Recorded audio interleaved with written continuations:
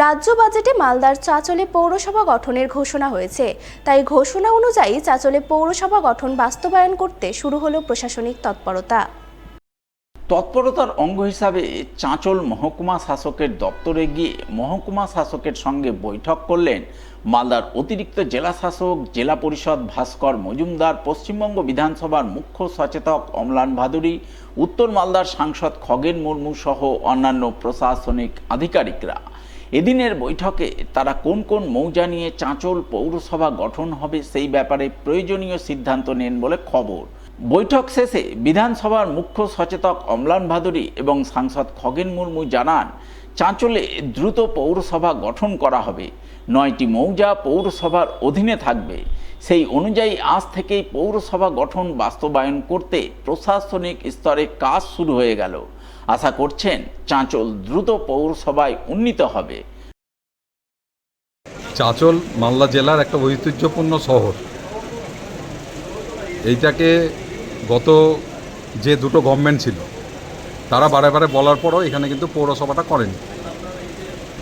আজকে আমাদের সরকার এসছে, মানুষের সরকার পশ্চিমবঙ্গে এসছে, মুখ্যমন্ত্রী শুভেন্দু অধিকারী তিনি চাঁচলকে পৌরসভা করার জন্য উদ্যোগ নিয়েছেন এবং দীর্ঘদিন ধরে এখানকার যিনি সাংসদ ছিলেন খগেন মুর্মু, তিনি এইটার পিছনে মানে অনেক দিন ধরে লেগেছিলেন। সরকার আসতে তিনিও তার দাবি প্লেস করেন।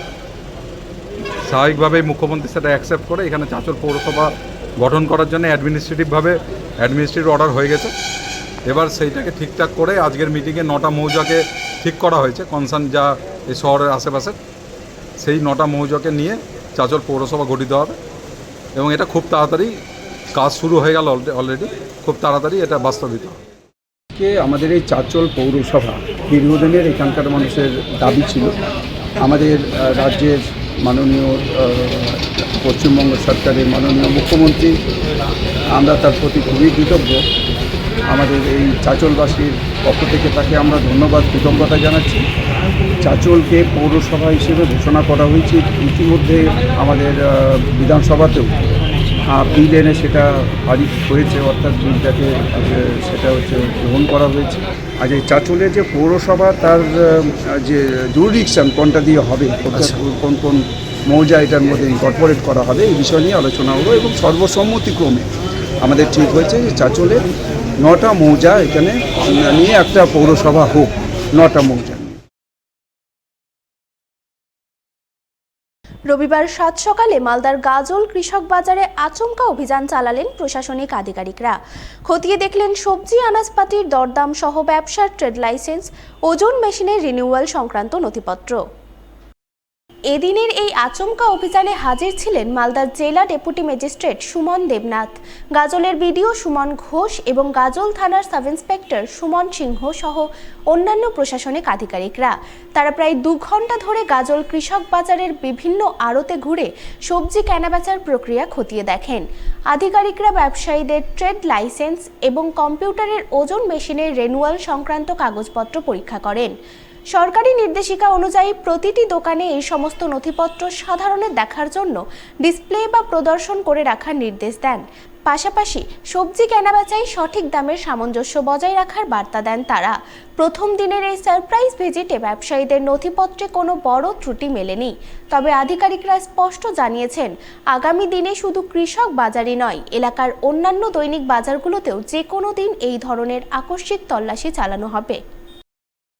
আমরা গাজল কিষাণ মান্ডি যেটা নাকি একটা পাইকারি বাজার, যেটা ডেইলি বাজার, সেখানে আমরা আজকে জেলা প্রশাসন এবং ব্লক প্রশাসনের পক্ষ থেকে আমরা বিডিও সাহেব এসেছেন, আমরা জেলা প্রশাসনের পক্ষ থেকে ডেপুটি ম্যাজিস্ট্রেট আমরা এসেছি, পুলিশ কর্তৃপক্ষ এসছেন।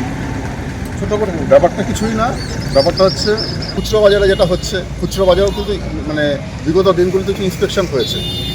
তারা যে যুক্তিগুলি দেয় যে আমাদের বেশি দামে কিনতে হয়, তাহলে এখান থেকে যারা হচ্ছে এখানে তারা অ্যাকচুয়ালি কী দামে কিনছে, মাঝখানে একটা বড় গ্যাপ হচ্ছে কিনা। কারণ আলটিমেট তো যেখানে নাকি সাধারণ যারা জনগণ যারা, তারা তো খুচরো বাজার থেকে যারা জিনিসপত্র কিনছেন তাদের পকেটের উপর চাপ পড়ছে কিনা, আলটিমেট কি মানে প্রাকৃতিক কারণটাই বড়, না মাঝখানে কোনো না কোনো অসাধু চক্রের জন্য এখানে জিনিসপত্রের দাম বেড়েছে, বা তারা ট্রেড লাইসেন্স বলুন বা আপনার মানে লিগাল মেট্রোলজির দিক থেকে যেটা ওয়েইং মেশিন বলুন, সেই সবই ঠিকঠাক আছে কি না সেটা আমরা সতর্ক করে দিয়ে এসেছি। আমরা ট্রেড লাইসেন্সটাকে ডিসপ্লে করতে বলছি, যাদের রিনিউয়াল হয়তো করা নাই, রিনিউয়ালটা ইমিডিয়েট ওয়েইং মেশিনের ক্ষেত্রে লিগাল মেট্রোলজি ওয়েইংটা যেন তাড়াতাড়ি করে নেয় সেটা আমরা বলে দিয়েছি। আগামী দিনে আবার ইন্সপেকশন হতে পারে এবং যেটা হতে পারে আচমকাই হবে আর কি।